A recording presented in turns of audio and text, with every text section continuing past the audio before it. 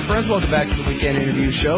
I'm Scott Horton. The website is weekendinterviewshow.com. And it's my honor to welcome back to the show Elaine Cassel. Elaine? Hi. How are you doing? Good. How about you? I'm doing pretty good. Long time no talk to. Yep. And we got big news here. Turns out Padilla gets a trial after all, it seems like. Yep, he is. And if you read the indictment, it's not related to anything that he's been charged with being involved in for the past 3 years. And like so many of these indictments, including the one that was Ahmed Abu Ali, which is convicted of in Alexandria, I heard one a lawyer friend of mine this week refer to it as a conspiracy to conspire. Talk, no evidence of any real action taken on the part of any of these people, and very loosely connected now, as it turns out, Padilla, to some charities, some Islamic charities that the administration has been after and shutting down since September the 11th. So it's not much of an indictment. It's a lot of vague allegations, but no doubt a jury will convict him. Well, no wonder they turned him over to the Navy if they have nothing on him. Well, it's correct. And, it just shows you that, and Gonzalez wouldn't answer the questions. I'm not going to talk about that. The dirty bomb plots or the plots to blow up bridges or to torch apartment buildings in New York. And I read a story that had reminded me way back. Paul Wolfowitz commented on Padilla and said it was nothing but kind of a thug, talking, running off at the mouth. Right. So no, but and again, because they had to file a brief, and I guess they feared that the Supreme Court was going to order them to produce him for a trial, which I don't necessarily think the Supreme Court would have done. I don't know why the government just kind of folded so quickly and said we'll ship him down to Miami, but that seems to be the reason why they did it this time. And now they're going to ask the Supreme Court not to hear the case because they don't want a decision that would, bind them in the future. So they're hoping to sidestep a Supreme Court ruling. Right, yeah, that I have to say, it's funny to see them scared of the Supreme Court hearing the case. That's what I was scared of. The Supreme Court was going to hear the case and say, yeah, do what you like with him. We don't care. And I think given Chief Justice Roberts there and what he did in a case that came down from Guantanamo, which the Supreme Court is going to hear on appeal. I mean, he's not going to put any constraints on the president. I mean, that is a man who's, all federal all the time. Right. He's the guy who, I believe the day after being interviewed for his Supreme Court job, handed down the decision saying you can call anybody you want an enemy combatant and you can have military trials at Guantanamo. And ignored the Supreme Court's ruling in the Hamdi case, and this is the case Hamdan at Guantanamo. So the Hamdan case came out of the Supreme Court's ruling that said Guantanamo detainees had the right to petition the court for, habeas corpus. And Hamdan, which, as some of these detainees then tried to, got some lawyers here, a lot of high-powered law firms offering their services. And the Hamdan case was the first one to get into the D.C. court, federal court. And the D.C. federal court, was prepared to let the case be heard, and then it went up to the Court of Appeals in D.C. with Judge Roberts, and the decision was, heck no, he didn't get anything, just totally ignoring the Supreme Court's decision. Yeah, and the day after Bush interviewed him for the job of Associate Justice. Never was disclosed. All right, everybody, we're talking with Elaine Cassel. She's the author of the book, The War on Civil Liberties, How Bush, Ashcroft, and now Gonzalez have dismantled the Bill of Rights. We'll be right back.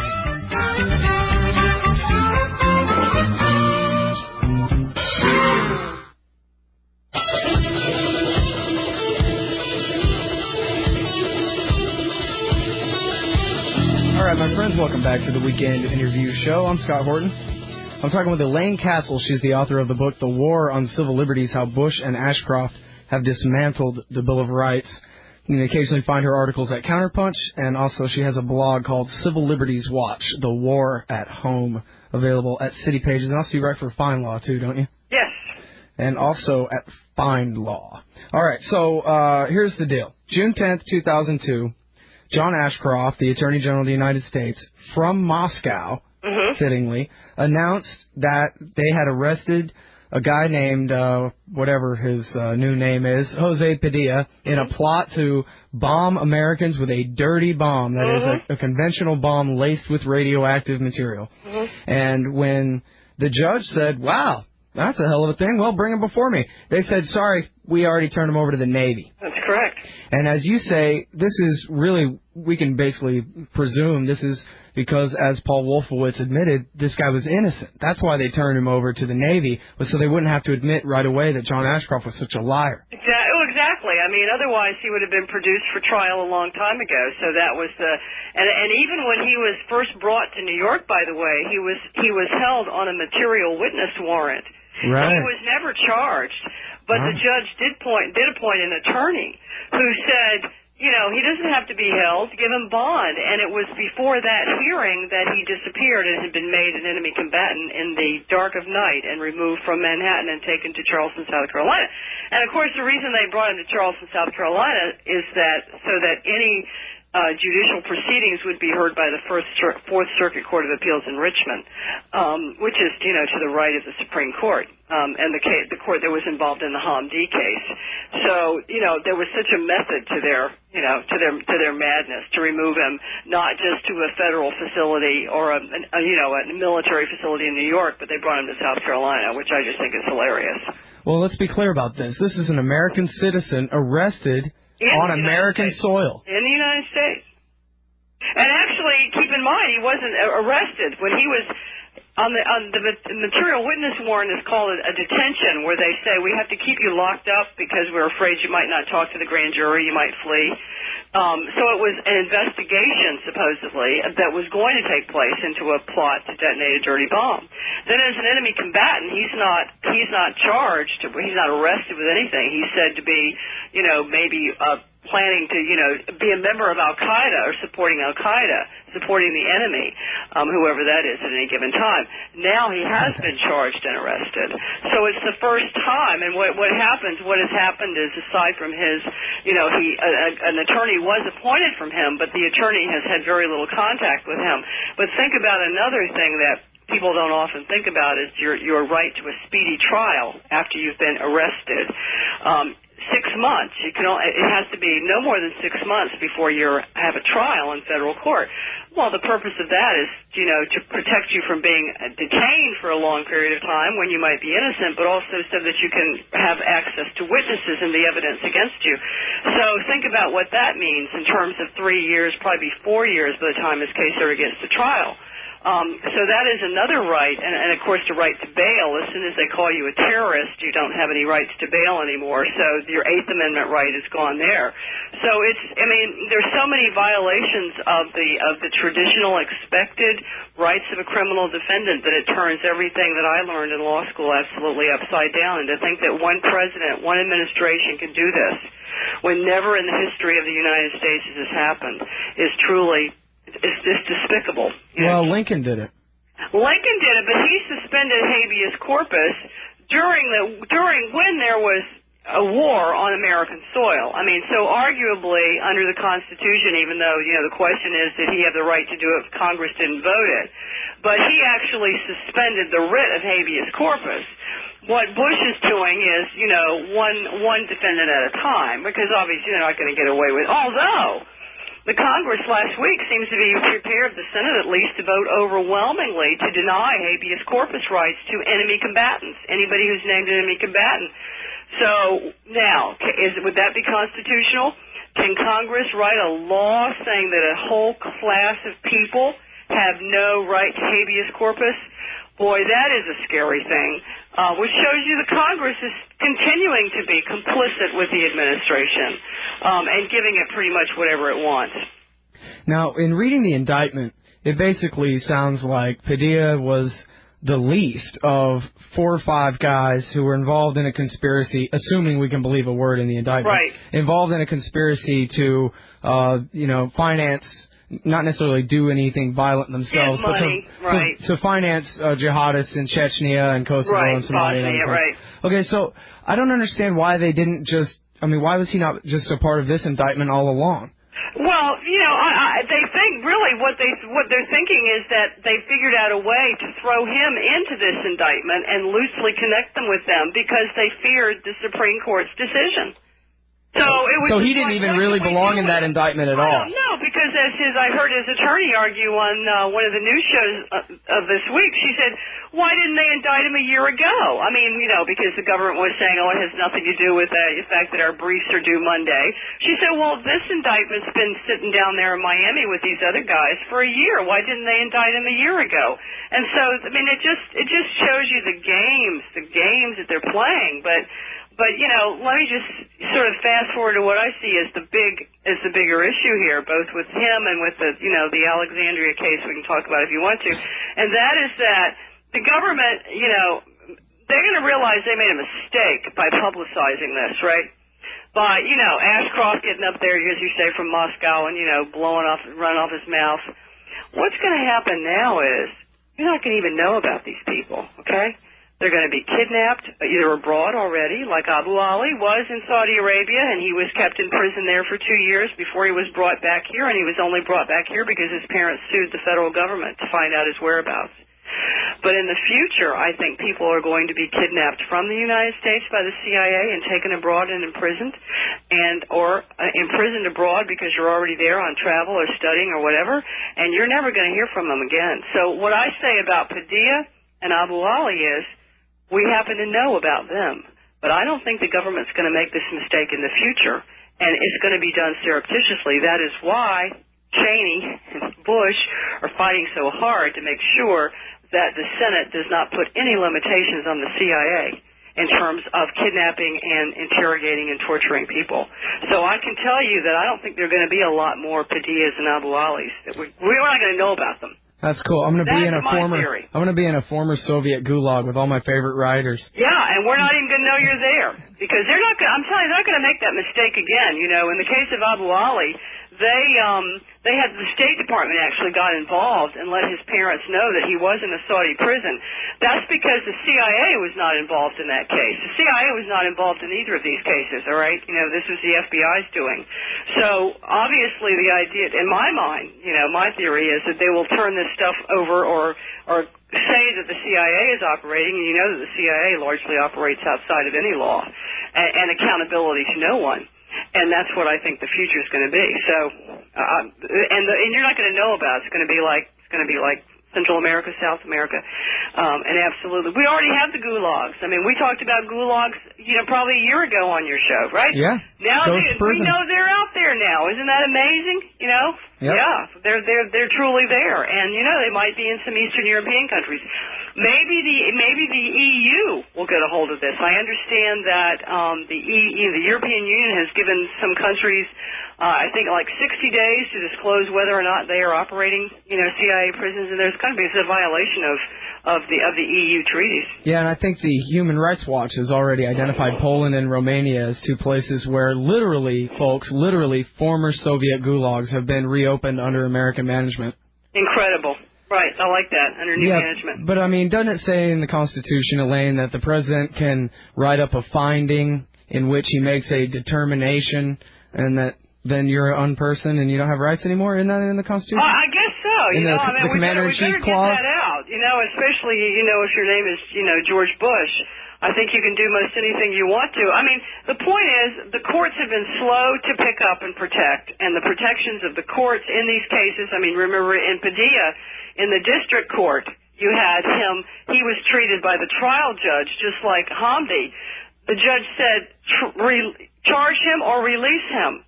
But once you get to the appellate court level, which is now, 65-70% of Republican appointed nominees, that's where you see you don't have any rights.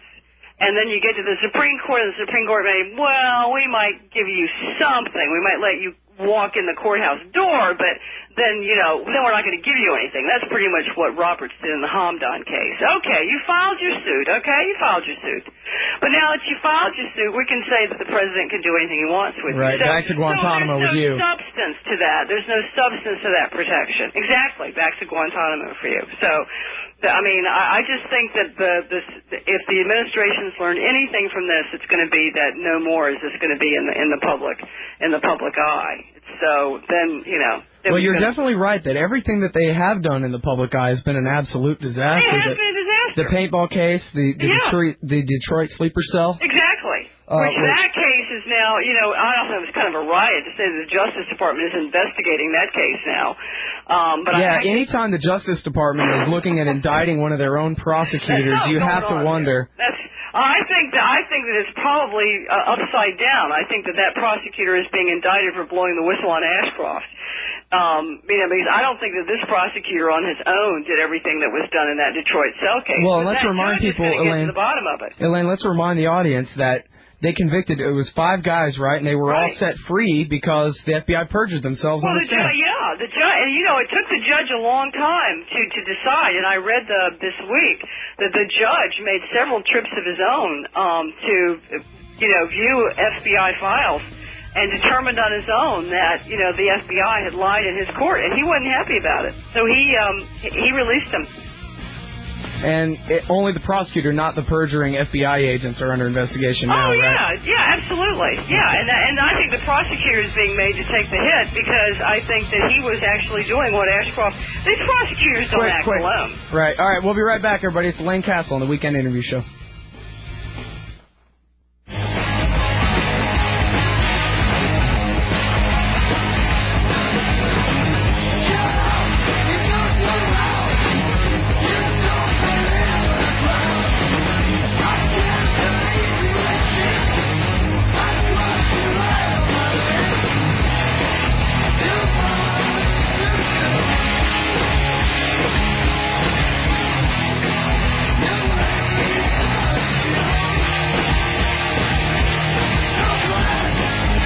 All right, my friends, welcome back to the Weekend Interview Show.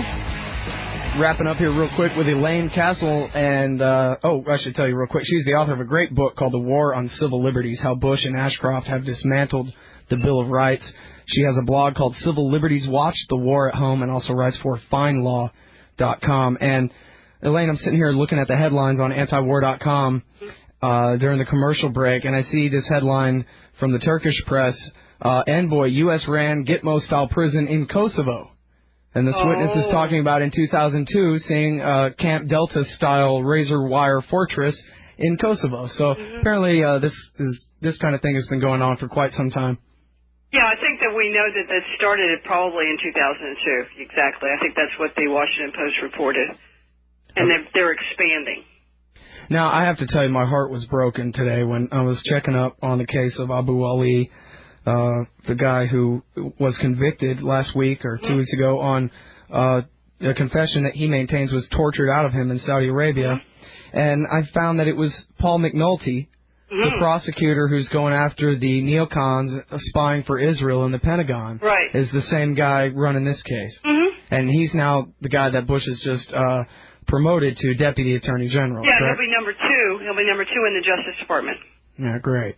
And it makes me wonder why he went after Larry Franklin at all, this guy. Well, yeah, I mean, that's the kind of thing when you know that, I mean, the United States is in bed with Israel to start with, and you've got one of the highest level lobbyists, that organization, AIPAC, and it just makes you wonder things like that about why that's being prosecuted. Something is not what it appears to be there, because that doesn't even make any sense to me. I mean, we give Israel whatever we want. I don't get that. Some things I can't understand.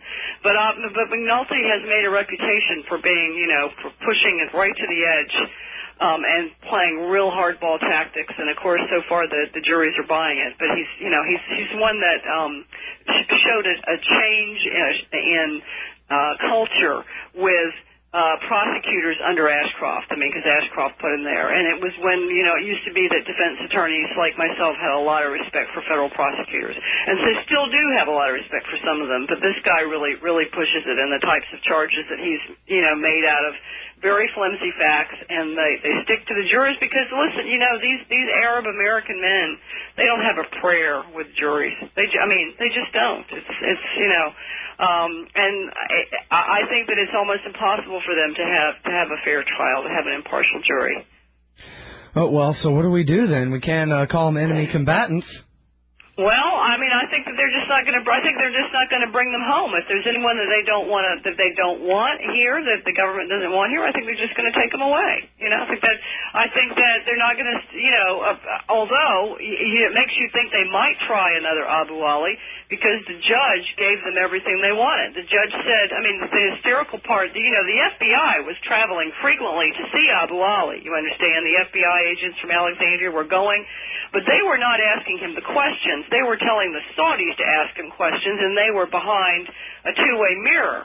Now, what that enabled the judge, very disappointing to me, because the judge used to be a defense attorney in Northern Virginia, and I would have thought he would have been somewhat sympathetic, and because the FBI wasn't doing the questioning, and because he was being held in a Saudi prison, he had no right to a lawyer. He had no right against self-incrimination. And according to the judge, he had no speedy trial rights because, are you ready for this? He was never a suspect. Oh. Now, when did he become a suspect? I don't know. He became a suspect when the weekend when the judge in the D.C. was trying to decide whether, after it changed its story several times, the government at first said when the parents sued for Abu Ali to bring him home, the government at first denied they even knew him. Can you imagine that? Yeah. And, of course, the parents were pulling out the, State Department emails, and, well, that lasted about a day. And every day they changed their story. And finally they said, okay, we got him. They're holding him in Saudi Arabia. You know, he's so dangerous we can't bring him home. But we can't tell the lawyer. We can't say in open court. But we'll tell you, Judge. We'll tell you. And while the judge was deciding over the weekend whether he was going to hear that secret evidence, Abu Ali appeared in Alexandria. This was Washington birthday weekend, and I'll never forget it because I was sitting at my computer, and his sister sent me an email and said he's coming home tomorrow. And I go, oh, well, I wasn't excited. She wasn't. I said, well, where's he going to be? She said he's going to be in federal court in Alexandria. And I said, oh, my gosh. Okay, he wasn't a suspect, so he didn't have a right to a speedy trial, and he was in Saudi Arabia, so he didn't have a right to a lawyer, while the Saudis are torturing confessions out of him, and the FBI is overseeing it all. But then all of this evidence is still admissible against him in court. All of it was admissible. The judge did not accept it. The judge said he had no rights, and let me tell you, the judge wrote a 113-page opinion, the judge wrote, and in it, and it's all in great detail. So if you go to one of my articles, like in Fine Law, I have a link to it, and you will read in great detail what the Saudis did. Look, the judge admitted, the Saudis admitted, that they questioned him all through the night on many nights. They said they did it at night so that because it was too hot in the day. They don't have air conditioning in Saudi Arabia. Give me a break. And so they would start questioning him at 8 o'clock at night and would question until 6 o'clock in the morning. No, that's not sleep deprivation, the judge said. They were doing it so it would be cooler at night. Now that's the kind of, you read that. We're up against the time wall, Elaine. Shackled and chained. Shackled and chained. We're out of time, Elaine. Everybody look at Civil Liberties Watch, the war at home. You're listening to the Republic Broadcasting Network. Because you can handle the truth.